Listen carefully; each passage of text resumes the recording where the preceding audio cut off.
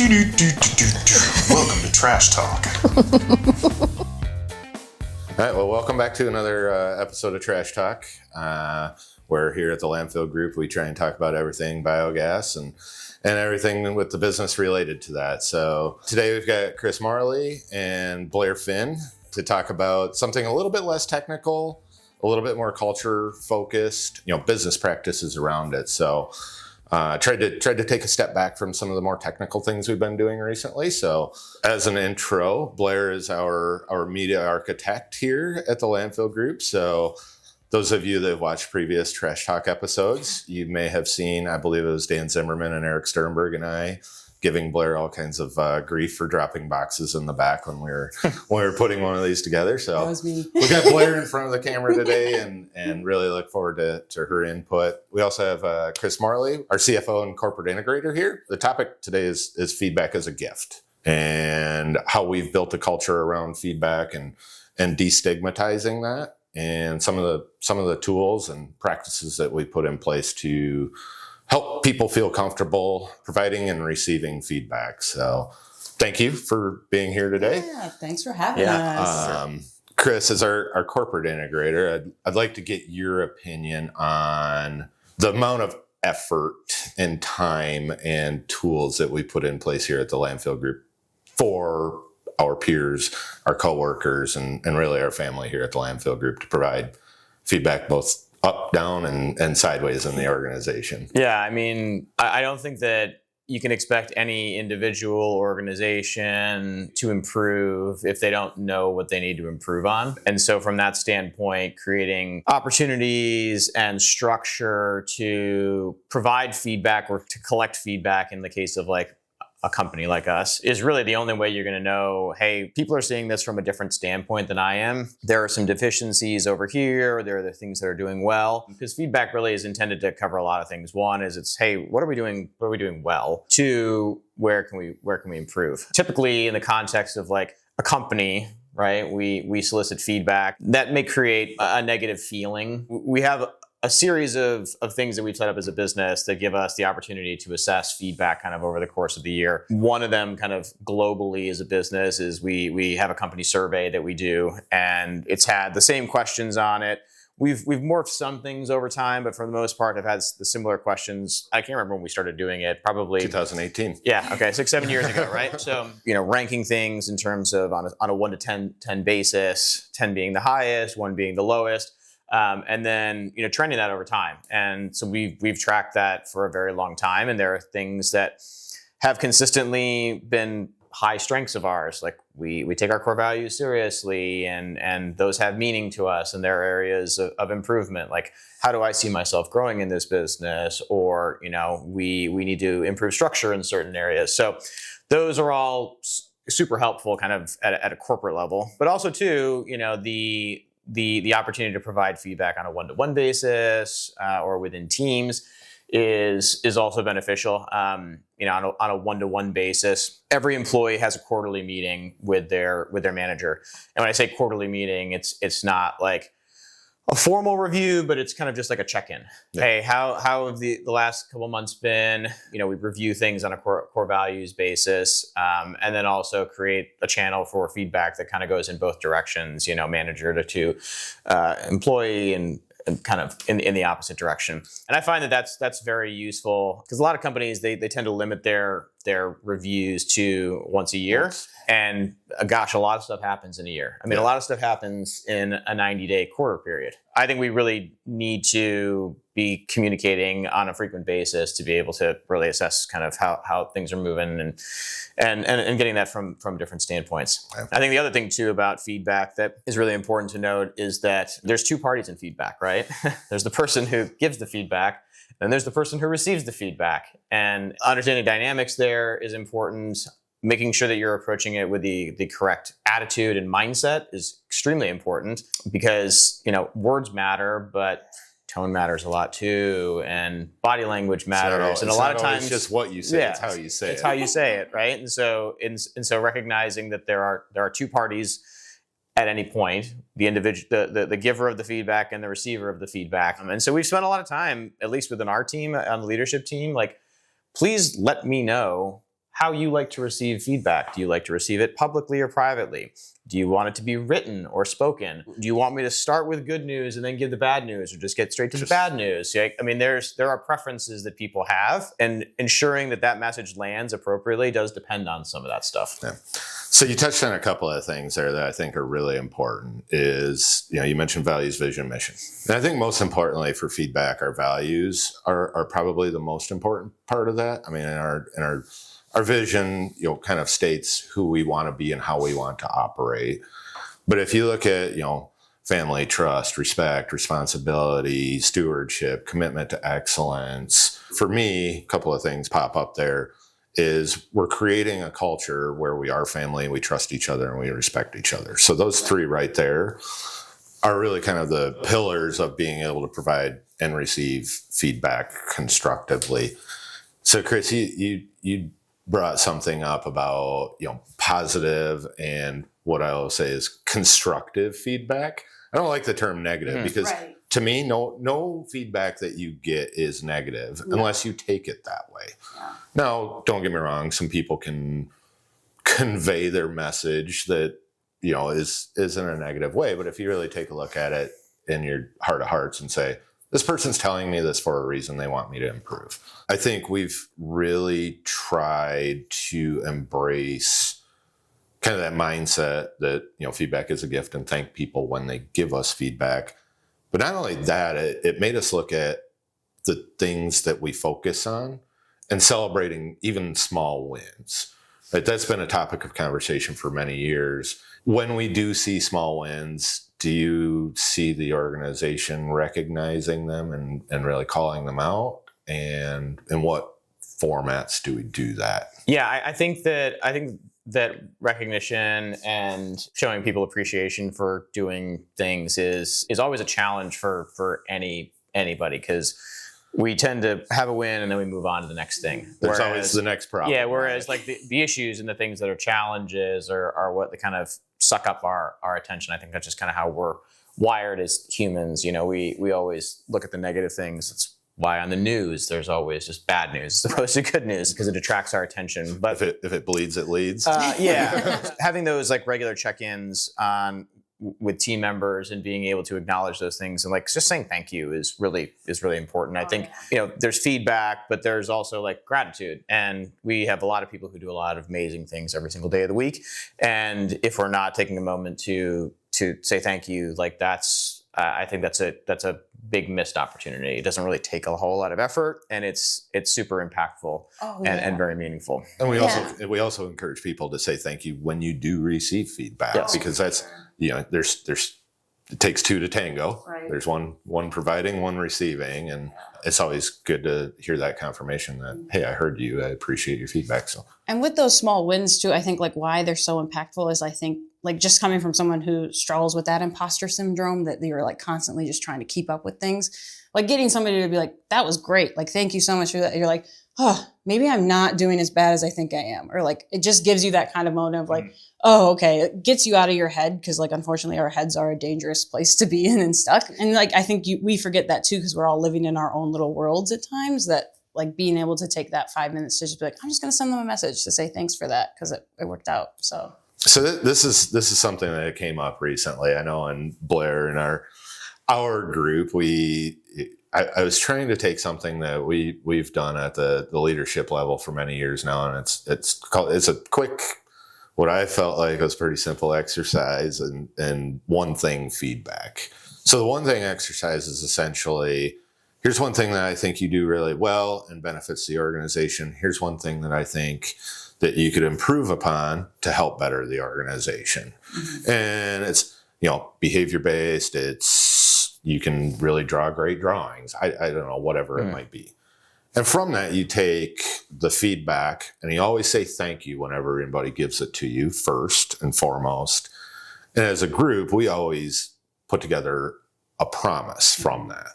So annually, we have a promise to the rest of the group based on your feedback. I'm going to take these strengths, these weaknesses, and I'll promise that I'll work on this for the next year. So I guess, Blair, Yes. You mentioned something. I told you I was going I to know. torture you today. The hot seat. You mentioned earlier today you're really, really good at receiving feedback and welcome it. Yeah. Really, really not comfortable giving it. Correct. Yeah, I feel like I do struggle with providing feedback at times because one, I hate hurting people's feelings. Even if it doesn't seem intentional, that's never my intent. And I think that you struggle with that idea that like, oh, they're definitely going to feel like I'm attacking them at this moment. The one thing I learned for feedback was, I think, which is not recommended anymore, it was called the poop sandwich, which is where you like Good, bad, good. yeah, good, bad, good, that was how I always learned to give feedback even through college and everything. And then I think I recently was doing something where they were saying that's a bad way to do it. Like it's not the correct or potentially proper way to give somebody feedback. And I think that for me was like, whoa. So I'm just supposed to leave them on this bad note. And I think that's where I was like, oh, geez, but it's not a bad note. I mean, it's another. Why do you think that they're going to automatically take it that way? I don't know. Maybe it's because I think, especially if I don't know them super well or I don't see them working like all the time, constantly, I'm always like, oh my gosh, they're just going to think that like she's just looking at me from like this side of the work view versus like seeing me every day type of thing. I think that's where I get like nervous that I'm like, if I don't see them every day, am I really providing them valuable feedback, I guess? I mean, that's a good segue to not all people receive feedback the same way, want to receive feedback the same way. And by doing good, bad, good, you're really trying to jam everybody's personality and needs into a box. Right. And that really doesn't work with people. I have to give a lot of feedback, right? Yeah. That's just kind of something I have to do like 9 annual reviews, and it's just it comes with the territory. And I think first of all, I think you're telling yourself a story that they're gonna Right. be they're I'm gonna making up a situation. receive it that way. And two is it's always about like positioning it, right? Like it's not criticism, it's an opportunity. The idea that feedback is a gift is if somebody says something that's positive to you, okay, well, great. That's going to give you a dopamine hit and you're going to feel nice and good about that, right? And if somebody tells you something that's an opportunity, well, that's a chance for you to get better. Right. It's not intended to like break you down. It really just has to come across as from a place of sincerity and like, hey, I just saw something, had this thought about something we could do better here. What do you think about that, right? And making it collaborative as opposed to you just kind of dictating something to somebody. Yeah. So when I say this, the whole kind of story concept, like, is there anybody that we know that we work with who does everything perfect all the time? No. Right? Yeah, correct. Yeah, I don't know that person either. So, the idea that we can be doing things better is just inherent. And I think that you should just feel confident to be able to do something like that. Yeah. And maybe even saying that mantra of like, feedback is a gift. I'm providing a gift. That's what I'm doing. You have to approach it that way, right? Like I'm not providing feedback. I'm giving you something that can hopefully help you. It's an opportunity. Yeah. So you mentioned the word attacking, right? Like it often feels like, oh, if I say this to this person, they're going to feel like I'm attacking them.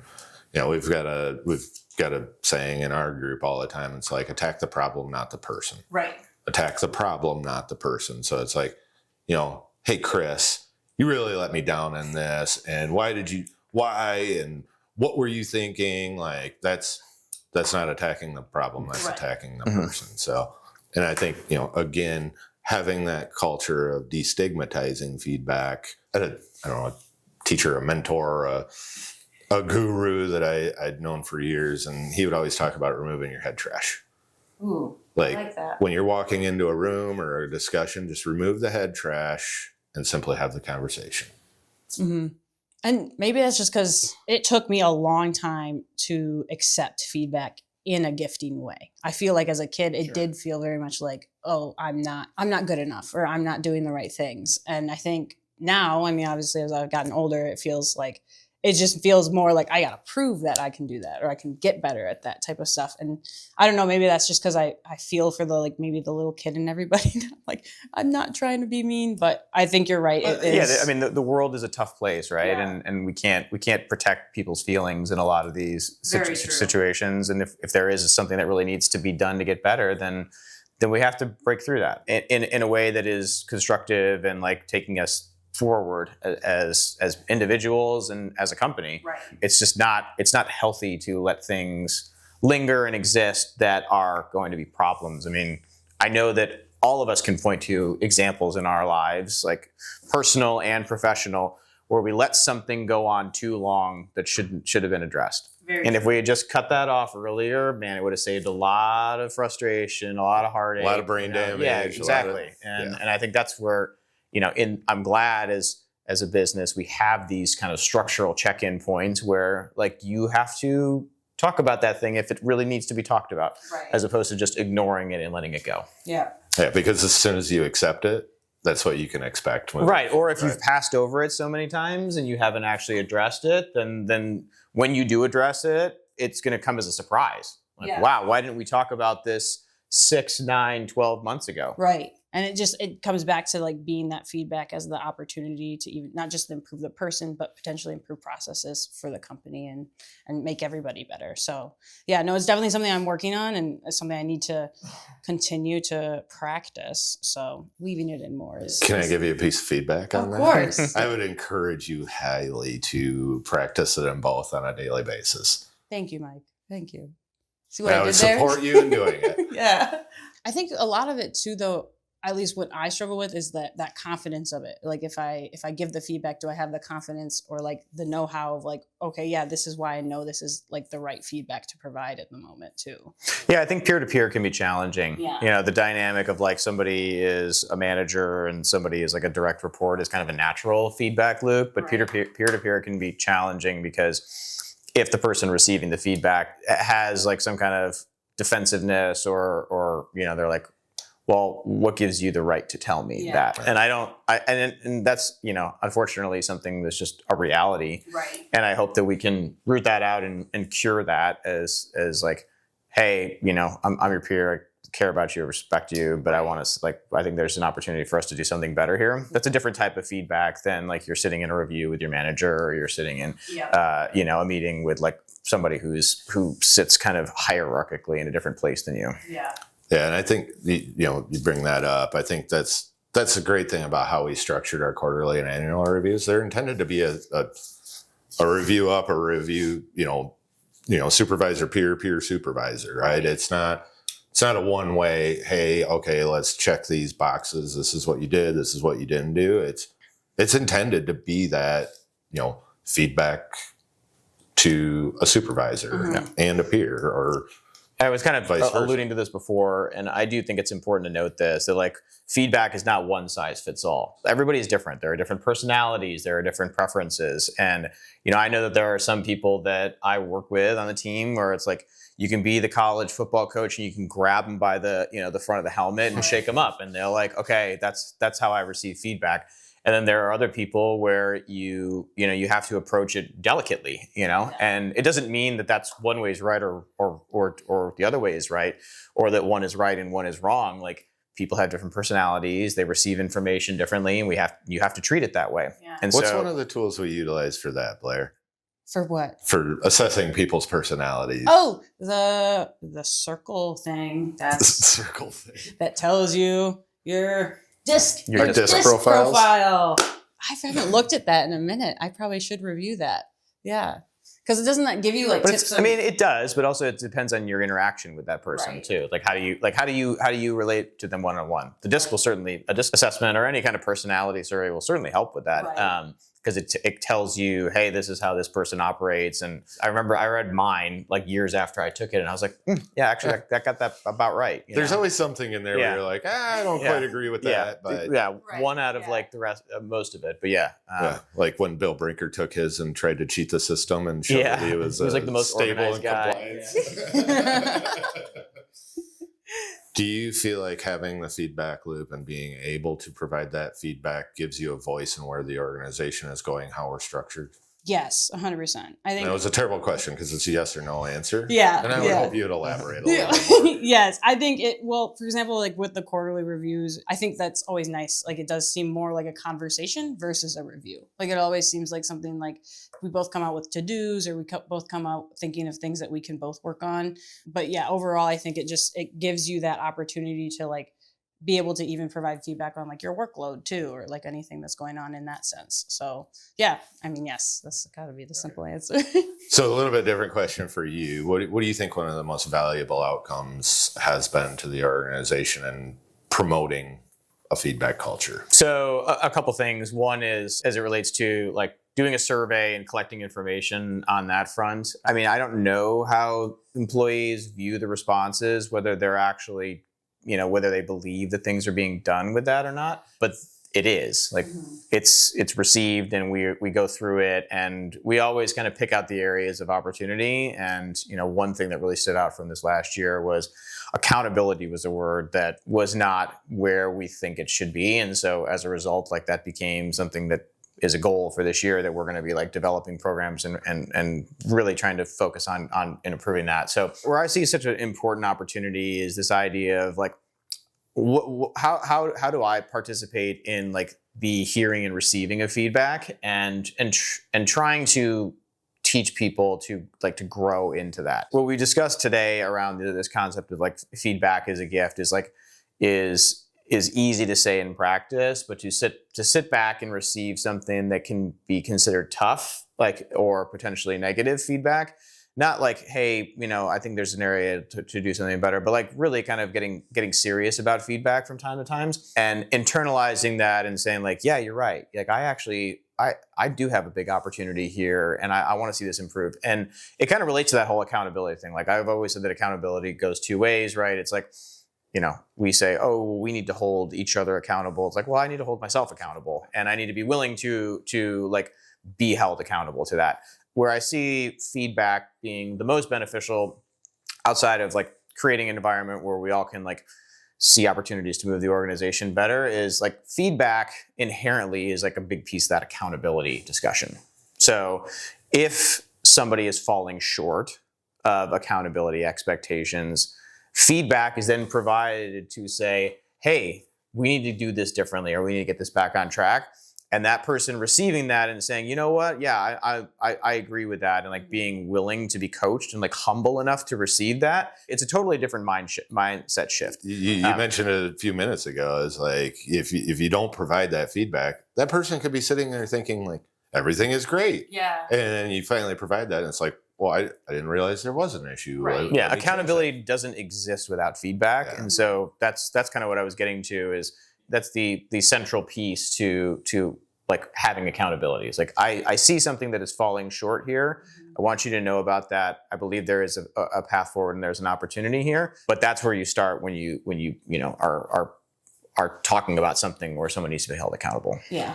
So I would say to that too is if anybody from the Landfill group, and I hope everybody from the Landfill group does watch Trash Talk on a regular basis, is watching this, the feedback that we've received from those surveys and different things that we've done have directionally shifted where the company has put focus and efforts in and how we operate. You may not always see it, and you may not always be able to correlate it, but that is true. So I think one of the biggest takeaways I could take or share is when you get the feedback, do something with it and make it known that something is being done from that feedback. So close things out. Any final messages, advice? Start with you, Blair, on trying to create a culture that promotes providing feedback. I guess I would have to say is just like be really open to it and like open-minded and know that like if you're a CEO and you're thinking about like, oh, do I really want to get feedback from people who I've just hired or people that maybe I don't work with on a day-to-day. I think in reality, like you said, when we were talking about one thing in our L10 a while back was like, it shows you those blind spots and it opens up those areas that you could improve on and provide those opportunities, and goes back into what you were saying with having that actionable thing and creating that promise and making sure that like it's okay to not have everything in order, I guess. And as long as you're open to it and you're letting everyone have a voice, that's the best thing you can do. Everybody's got an opinion, right? So giving feedback is kind of like part and parcel in our world, right? You got to leave a Yelp review or a Google review and criticize somebody, right? Like, but I think the hardest thing as it relates to feedback is like having an attitude to receive it. I always assume a positive intent. I think the people in our company, like these are the right people, and I always assume positive intent there. And having a posture to receive feedback where I'm not getting defensive, I'm not looking for an opportunity to fight back on this, but just to hear it and to to try to think of it from the standpoint of the person that's delivering it. Like they are probably trying to say this in order to make something better. And if my posture is like, no, I'm going to disagree with that, or I'm going to like put up a wall and be like, okay, well, I'm just going to throw that away, then I'm missing the whole point of what they're trying to say, Sure. which is, I see an area of deficiency in our organization. I'm trying to make it better. And this is my way of communicating that. We talked about feedback as a gift. And I think the natural thought is, okay, if I'm talking about feedback, it's like it's me giving it to somebody. But receiving feedback is also like it's half of the equation, but it's the harder part. The challenge for everybody is like having a posture of humility to be able to receive that in thinking about the way that person is delivering it, so that you're kind of seeing their worldview, their perspective, and ultimately what they're trying to accomplish, because they're trying to do something to make it better. Yeah, put yourself in the other person's shoes, right? Because I can guarantee you 99.9% of the people that are providing a feedback that's not fun, they're uncomfortable. Like they are not enjoying it. So I personally like giving feedback, because I know that where I'm coming from is like trying to help that person maximize, You're trying to help somebody improve. Help themselves and help the business, and in that context. So if you have to deliver something that's challenging like that's not fun, but it's like overall a very healthy thing, and I think that's a huge positive. Yeah. So put yourself in the mindset that you're being positive and providing that feedback, and looking to be gotta assume positive intent. Well, thank you, Chris, Blair, for joining me in this conversation. I really, as we were thinking about what the next podcast was going to be, we thought feedback as a gift is a really good message, and not really biogas related or technical, but if you're looking to build a culture, I think that's one of the pillars of building a great culture, along with your values, your vision, and your mission. So with all of that, I'll wrap up by saying, whatever platform you watch on, YouTube, subscribe. I don't know what all the other platforms. Smash that like button. Smash that, like hit it a lot. And in the context of today's conversation, we would invite all of you to provide us feedback as well. We do this. We want it to be engaging. We want it to be entertaining. Perhaps a learning experience from time to time.